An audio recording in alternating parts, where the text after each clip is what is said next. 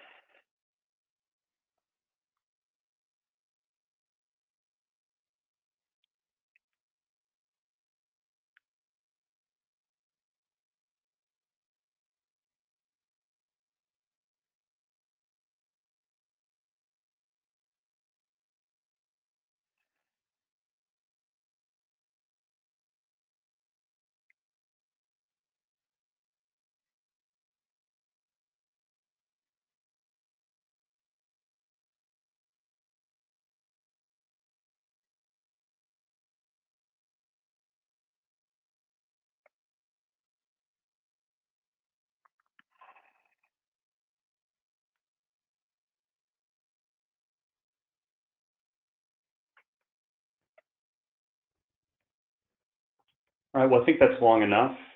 Hello and welcome to the NYCRR 500 webinar. I'm Kevin Cutter from Tevora's account management team.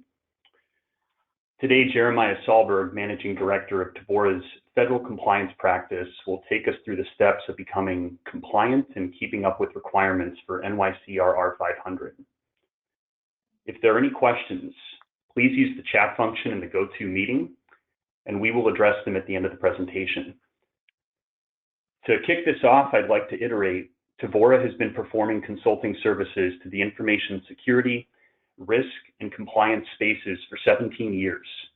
We have over 100 consultants on staff, specializing in enterprise risk assessments, pen testing, incident response, data privacy, cloud security, solutions advisory and implementation, point-in-time security compliance frameworks, including ISO, SOC, PCI, HIPAA, HITRUST, FedRAMP, and now NYCRR 500. With that being said, Jeremiah, the floor is yours. Kevin, thank you very much. And thank you everyone for taking time out of your busy days to join Tevora for a 30 to 40 minute review on the New York State DFS, commonly referred to as 23 NYCRR 500. I know people are joining from around the country, so good morning or good afternoon, wherever you reside. So let's go ahead and jump. For today's agenda, we've got 3 areas that we're going to cover. I'm going to talk just briefly a little bit about Tevora, a little bit of background on myself for those that I haven't met before. I know a number of you I have. Then we're going to jump into the meat of things. We're going to talk about the New York State DFS. And then lastly, we'll wrap up with any questions that anyone has. So please continue to put those into the chat window. Kevin will correlate those. And when we get towards the end of the session, we'll start pulling up any questions that have come up and help get everyone more informed on this regulation. So as I mentioned before, talk just for a brief moment about Tevora. Kevin gave us a brief introduction, but we do services within the compliance space. We are a PCI QSA organization. We support various SOC assessments, ISO assessments, HITRUST assessments. For those that need enterprise risk management services, either building out your own internal risk management program, supporting either the creation of policies and procedures and standards that go along with supporting the frameworks, or if you just need that annual risk assessment conducted of your organization as required by most every single regulation that's out there, we can do that for you. On the data privacy front, certainly if you've got GDPR challenges, we've been helping our customers along that front, as well as with the new California CPA requirement that goes into effect January of next year.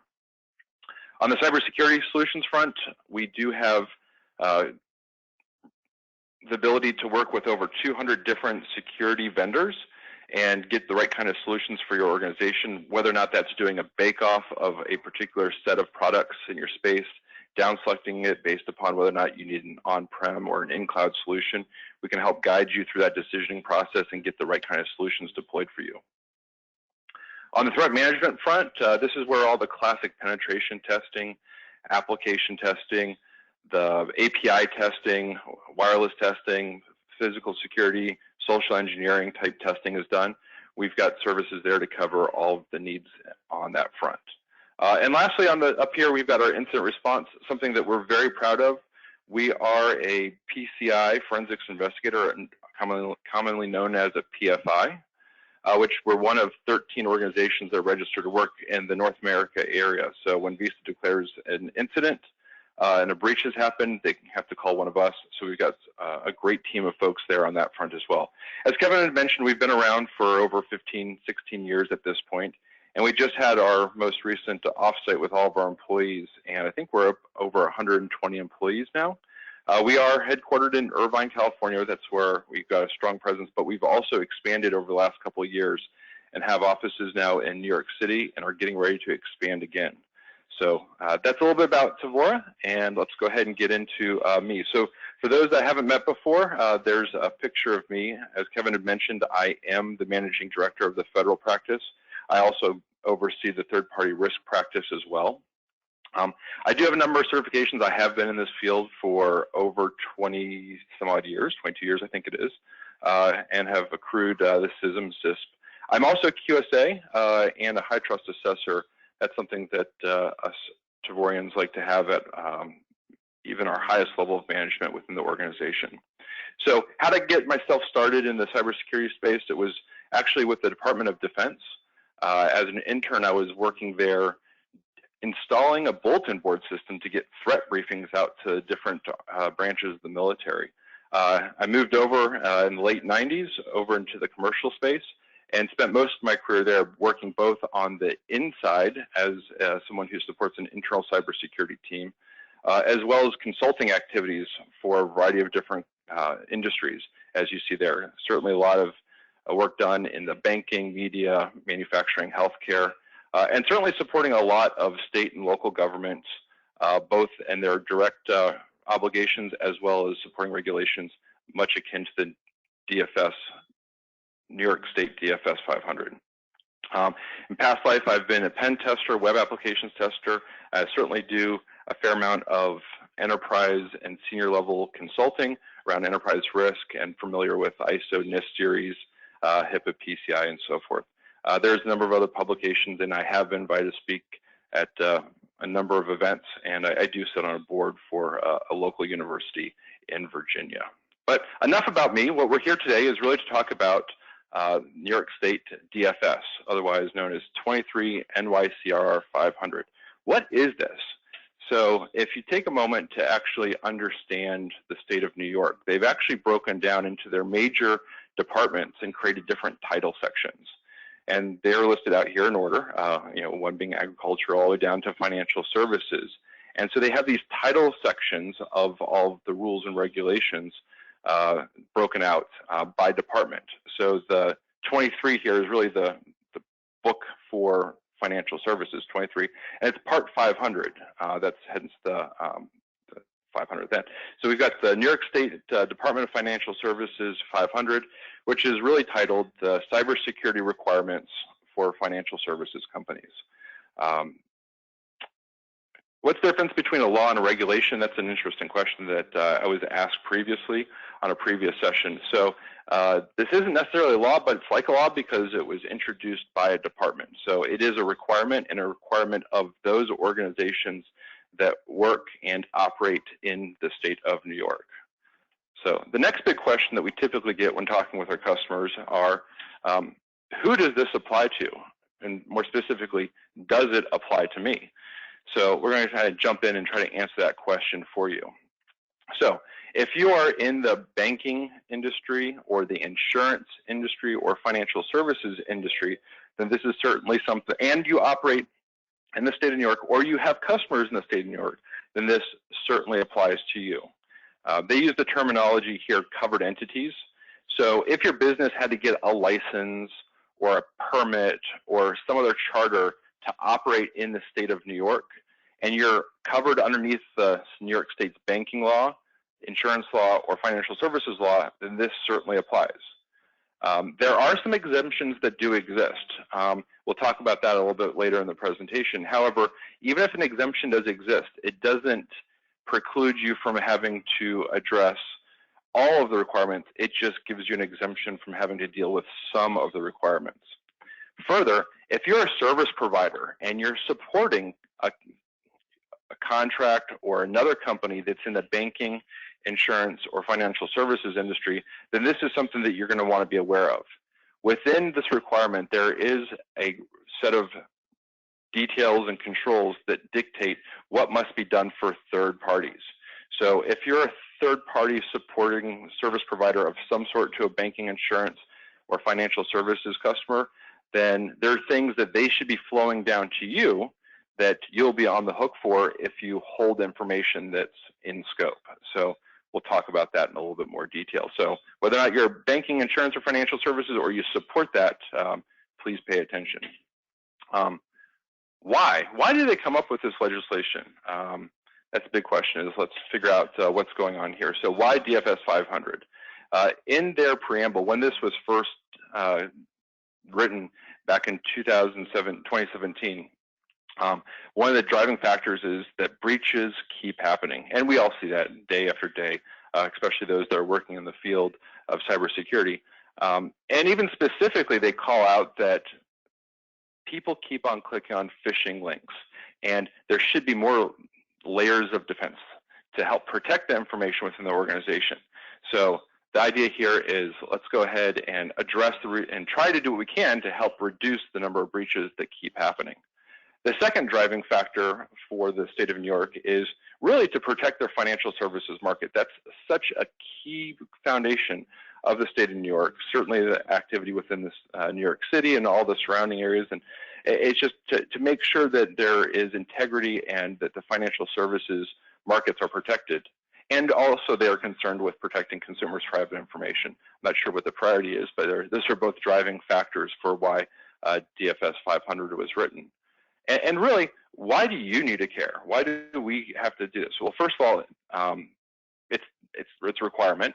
But if we take the estimates that we're seeing from the New York State banking law, this will give us some guidance on what the violations could be and the fines that could be incurred for non-conformance to this. So we're looking at $2,500 a day during which a violation continues. So if this is something that perpetuates, if there's really reckless or unsound practices within an organization, they can bump that up to $15,000 per day. In the event if they're knowing and willfully violating these, the guidance here is it could be $75,000 a day. So there's some listing of sources there for more information about that. So we don't want there to be fines. Certainly that's a driving factor within an organization to make sure we're adhering to all the regulations that we need to.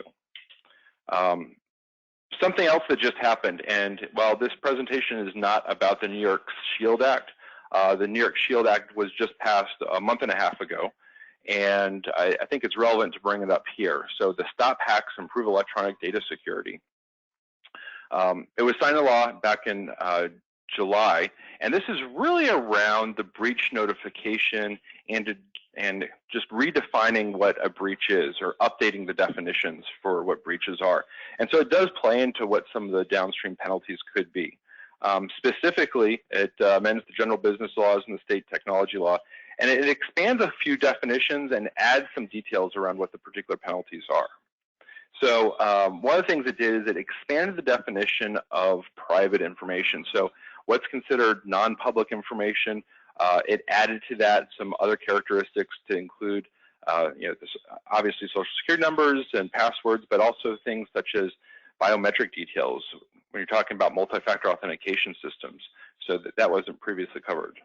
Also, it expands the definition of breach to, and this is an important distinction, it's a minor wording change, but it is a very important distinction, is it expands it from access to from where it used to be if you acquire data. So when a bad actor comes in and they access the data, now that's considered a breach. They didn't actually have to take the data and pull that down to their own systems. So it's a nuance, but it does mean if you're accessing the data, that does form part of a breach. It also expands the time period within the New York State attorneys. They can bring it from, it used to be just 2 years, now it's 3 years, so there's a larger window. And it also talked a little bit about the fines for failing to do the notifications. So it's up to whatever is greater, $5,000 or $20 per instance. What's interesting also in the last month and a half is the settlement between the state of New York and Equifax. That settlement came in at $19.2 million, and that's just from the state's perspective. And with that, they had $10 million going towards the Department of Financial Services, whereas another $9.2 million going to the Attorney General. So there are some teeth. They are serious about this. Breaches are happening. They're putting fines, and substantial fines at the state level. So it's something to be aware of. So what is it? What is that we're trying to protect? So before we get into specific requirements, let's figure out what's the scope of the things that are critical here. So certainly we've talked about a little bit about non-public information. One of the things that they came up with in defining this, we talked about what a covered entity is. So if that covered entity has information that if it was tampered with, there was unauthorized disclosure, access to, or could otherwise impact the business in some way, whether it's the operations or security, or your information is getting leaked out there, then that's information for a financial services organization that is in scope and must be protected. So it's the health of the security of the organization.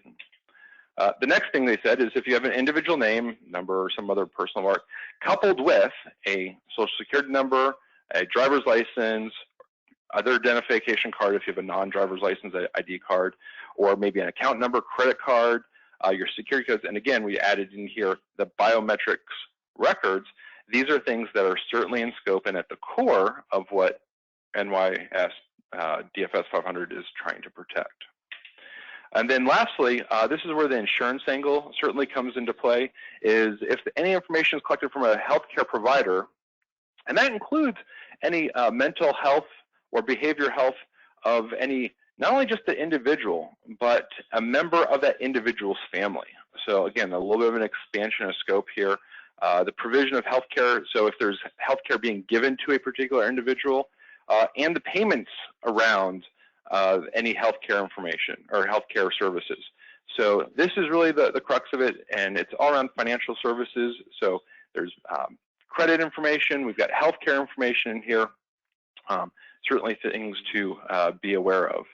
All right, so we're a couple minutes into this. Let's get into some of the highlights and what we really care about. So these are some of the requirements that are covered within DFS 500.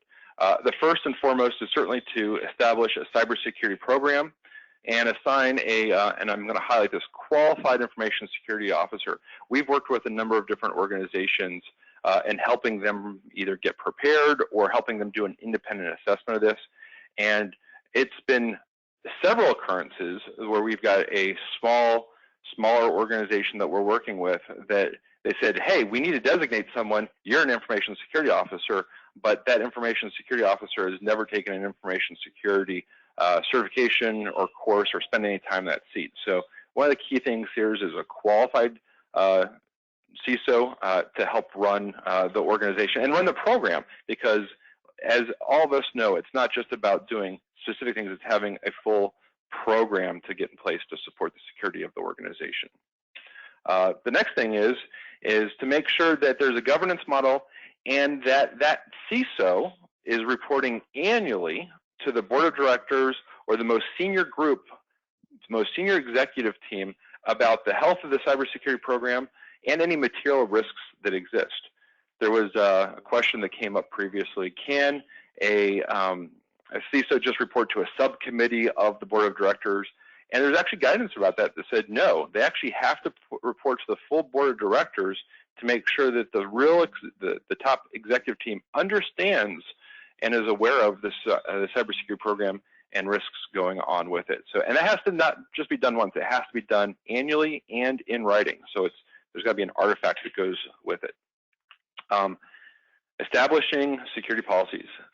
This is one that's we go into organizations and we work with them, and it amazes me time and time again. I think there's the record that we've seen. So you have to establish and maintain cybersecurity policies. One of the organizations we recently came across had security policies. They didn't dictate them as cybersecurity, but they was back from the 1990s. Things were addressing pagers and dial-up banks, and it really was not maintained. And so they needed to put forth some effort there. What those policies need to include has to be around data classification. What's considered public data? What's considered private data? What's considered confidential, restricted information within the organization, and the appropriate safeguards that need to go in place to protect that. Certainly, business continuity and disaster recovery plans have to be defined for the organization and a policy around those. A big one that they've added on is vendor risk. As you're working with third parties, you're sharing information with them. You have to make sure that there's a process in place to vet those third parties, to make sure that you flow down the requirements that are part of the regulations for you as an organization have been passed down contractually to those vendors, and then on a periodic basis you actually review them, assess those vendors, making sure that they're putting the right things in place. And that was actually the last regulation that came in to effect, is the actual review and vetting of the vendors, because that's such a complicated process when dealing with contracts and obligations and so forth. Incident response, certainly you have to have a plan in place for when incidents happen. You don't want to be figuring that out on the fly when breaches do occur. Certainly physical security, you have to have policies around that. And there's a few more. These are, again, just the highlights. There is a requirement to have an annual penetration test done. And that's not just a vulnerability scan. Those vulnerability assessments are also required, and the way they've written it in the requirement is it needs to be done biannually. And just to be clear, the definition here of biannually is twice per year. It's not every 2 years. It is twice a year that those vulnerability assessments must be conducted. Training. Like before, we talked about training personnel. The CISO, the person who's at the helm, has to be qualified and properly trained. But users have to be trained as well to make sure that they know not to click on phishing links, that they know how to access things properly, to limit the access to only those that are required to have access to information. And further, that those activities must be monitored so that there's a historical trail of who did what and when. So that's something that was added in to the requirements as well. They do specify that multi-factor authentication is required. So if you're connecting to your internal network from the internet, you have to deploy that. That's something that we saw as a gap with a number of companies that we were helping with. They just didn't have that technology fully baked in yet for their remote VPN access. So getting that multi-factor authentication in place is a requirement. Encrypting data. Certainly sensitive data that we talked about before, that data, whether it's social security numbers and passwords, to make sure that it's encrypted not only in transit, but also at rest. So proper security provisions around that. I think I remember reading a report last year where there's big technology companies that were still storing some of their passwords in clear text and databases. Things like that are just not allowed. So you have to make sure that all that sensitive data is properly encrypted when you're submitting it, as well as when you're storing it. And then this is probably the biggest one. You actually have to notify the New York State Superintendent when you have a significant impacting cybersecurity event within 72 hours. That's 3 days. So if something big happens, a material cybersecurity event is the way they define it, then you must go to your incident response process. And that incident response process should have a mechanism to go in and report back to the New York State Superintendent. The other really big thing that they added in here is that annually, every single year, by February 15th, you must certify compliance for the prior year against all of the requirements. So if we're talking to you and you're in this space and you haven't done this already, then certainly need to get up to speed. So if you want a full list of all of the requirements, they can be downloaded right there from the New York State DFS website. These are certainly the highlights. Many organizations might be doing this in some fashion or another, but I'll tell you, when we've done assessments, even for large Fortune 500 companies, when we went in to help get them prepared for this, one of the things that we found out is they did not have proper controls in place to notify the New York State Superintendent within 72 hours.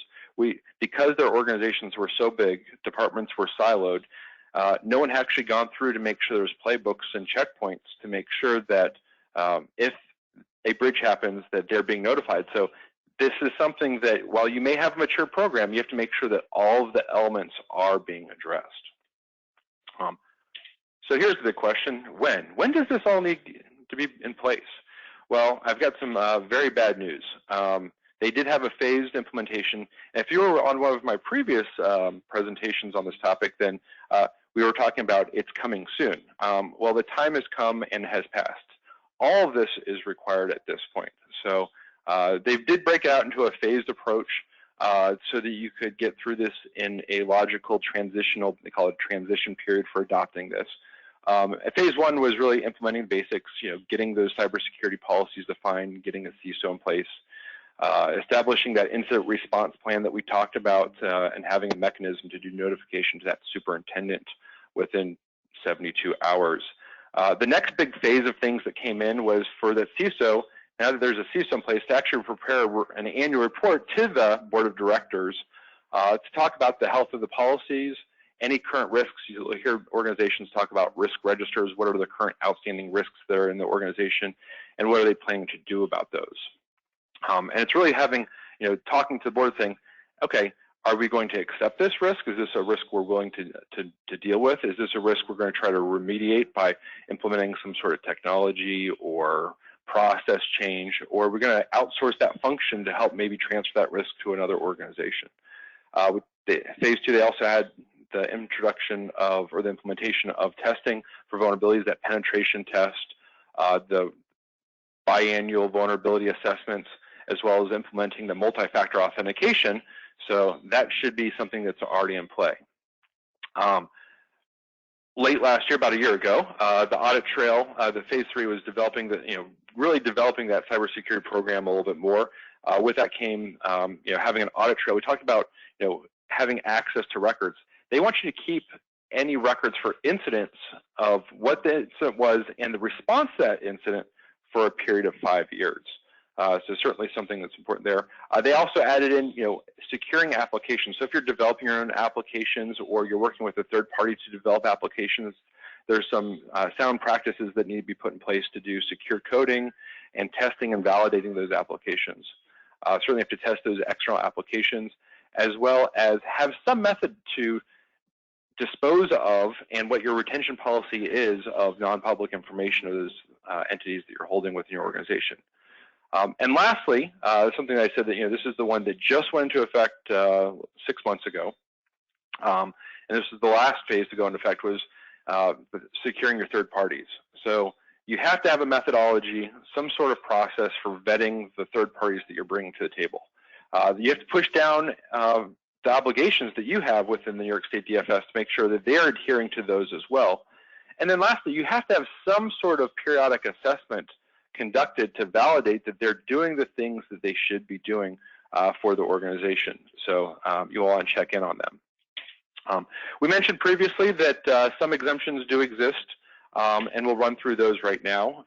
If you've got fewer than 10 employees, including subcontractors, you can certainly apply for an exemption there, or an exemption for there. If you have less than 5 million gross annual revenue, and that's over the last 3 years. So it's not just for this last year, but if you've got a history of showing that in each of the last 3 years, then they're small enough so that some of the controls, not all, but some of the controls may not apply. If you as an organization have less than $10 million in assets at the end of the year, there's another avenue for you to de-scope some of the requirements. If you're an employee or agent, or you're covered by some other entity that's already going through that and you're following their cybersecurity, so if this company is a subsidiary of a larger organization, you're following their program, then you don't have to have your own program in place. And lastly, and I don't know how many of these organizations exist today, but if you don't operate, maintain, or utilize, or control any IT systems, that's kind of limiting there, and are not required to control, own, access, generate, or receive non-public information. So basically, if your IT footprint doesn't exist, then you don't have to have controls in there to protect your IT footprint, which is the whole basis for this requirement. Like I said before, just because you may be able to apply for a particular exemption here, it doesn't mean that you're exempt from all of them. It just means you're exempt from some of them. So some of these will still apply, so I still encourage you to go read through it. They actually have some really good charts on the website that can walk you through what's in scope and what's out of scope if you are a smaller organization or you've got less revenues, less employees, and so forth.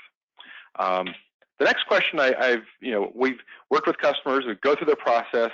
How to actually submit this now? So I want to take a few moments and kind of walk through that process. If you go just straight to the Department of Financial Services website, right there on the state of New York, and you go down to the Cybersecurity Resource Center, right there underneath Industry Guidance. This is kind of like filing your taxes. You just go down there, and you scroll down to where it says How to File. This will be the, they've got a portal dedicated to this. They do have a couple links there. You'll see them highlighted on the screen, and right underneath there in blue, I pointed to a couple. You do have to issue a certificate of compliance that says that you adhere to all these requirements, and it's something that does need to be submitted by the 15th of each year, certifying for the prior year that this has all been completed and done at your organization. So you go ahead and click on the little DFS portal login, and then you'll be prompted to look up your organization. Again, remember we talked about before that if you have a permit or a license or some other mechanism that you're required to complete as being an entity in the state of New York, you'll look that up. You'll begin your compliance attestation process. You'll find your entity.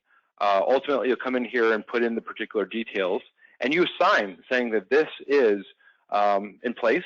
And so it has to be someone who is a senior person within the organization, who's the most senior person in the organization responsible for cybersecurity. And then once you've signed that, you're all done. It sounds pretty easy, right? Well, some of our customers said, we understand that there's a self-attestation process.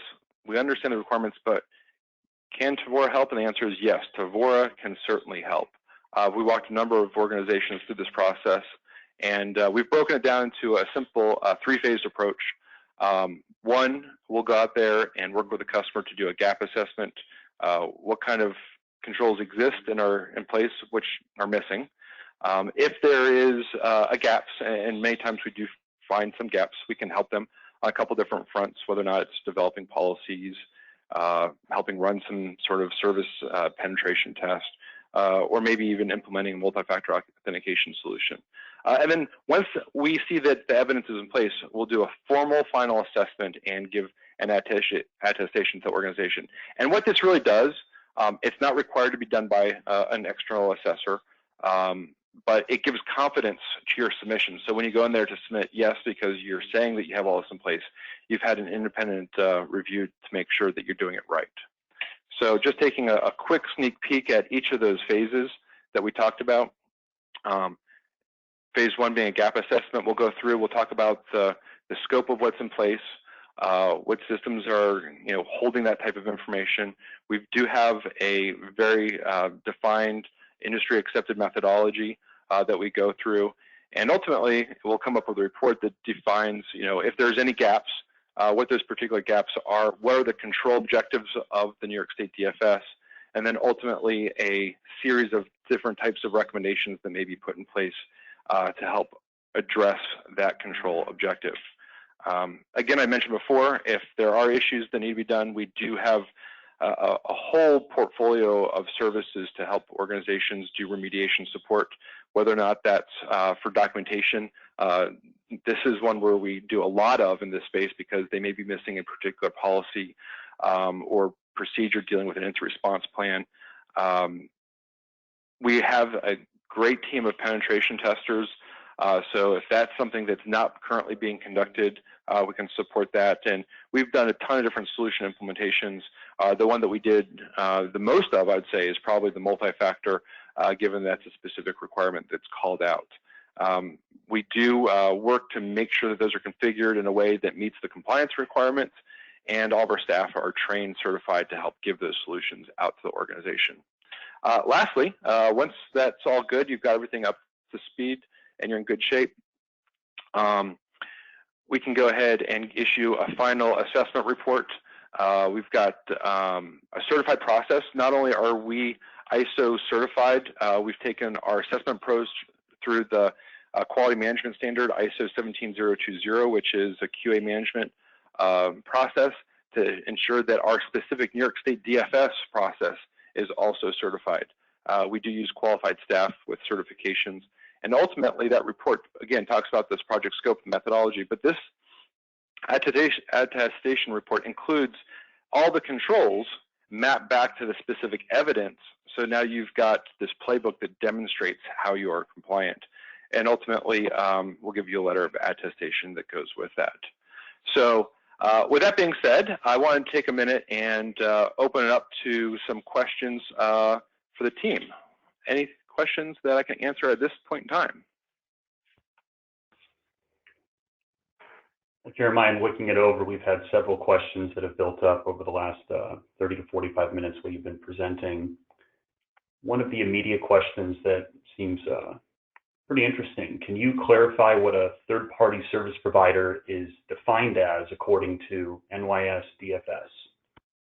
Sure, absolutely. That's a great question. So when we talk about third-party service providers, we're not talking about those that just bring you coffee and make sure that you've got paper towels in the workrooms.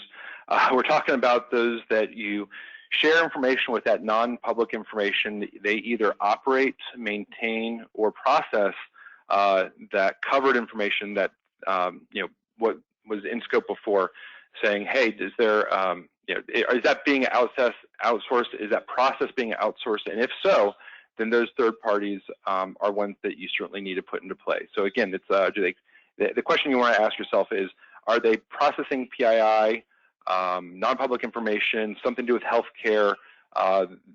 And I can share these afterwards as well. So if everyone wants a copy of the presentation here. That sounds great. And then another question that came up, what if a business is only licensed to operate outside New York, say a New Jersey local bank, but they have customers who have moved to New York State? So there's, within the banking industry, there's some reciprocity that happens. And so there's been some guidance on the website that it's actually up to the local jurisdiction of New Jersey to determine whether or not the New York State requirements are in play. But it's highly encouraged. And so but again, if they have a license to operate in the state of New York, they're certainly in play. It'll actually be up to the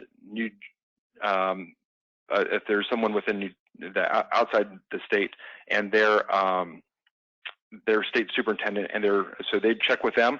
But the answer is you should be doing these things anyway. This is good sound practice. And when it comes to the breach response, that's where you might come in. While DFS is different, that larger Shield Act that we talked about, that may come into play if there's customers in the state of New York. Very good. And then a follow-up question as well. What about New York employee data that would be in scope? New York employee data. Again, if it's that information, this is targeted towards financial services organizations, insurance companies, and banks.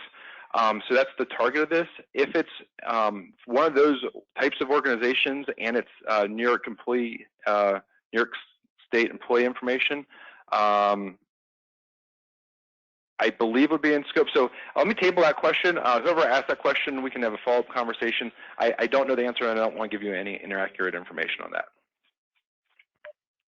Great. And then another question, does this apply to higher education in states other than New York, similar to GLBA applies to higher ed? No, so this was right now just in the state of New York, but for universities, if you start doing lending practices or there's any sort of student aid, certain caution to understand any sort of financial transactions there that have to do with lending, and universities do a lot of lending. I would certainly review that process very carefully to understand, are you lending to someone in the state of New York? And if so, then I would likely expect that this is in scope for you. Excellent. And then one of the last questions we had, will the slides be distributed? And I can take this one. Both the recording and presentation will be available on Tevora's website. All attendees will be provided the presentation slide deck and audio recording from today's session. Your relationship manager from Tevora will be in contact shortly to follow up with that material. And that's what I see as far as questions, Jeremiah. So, well, I want to thank everyone very much for their time today. I know this is something that people are still trying to get their arms wrapped around. And if you have any follow-up questions, we are certainly here to help. So thank you very much, everyone. Have a fantastic day. Thank you. Thank you.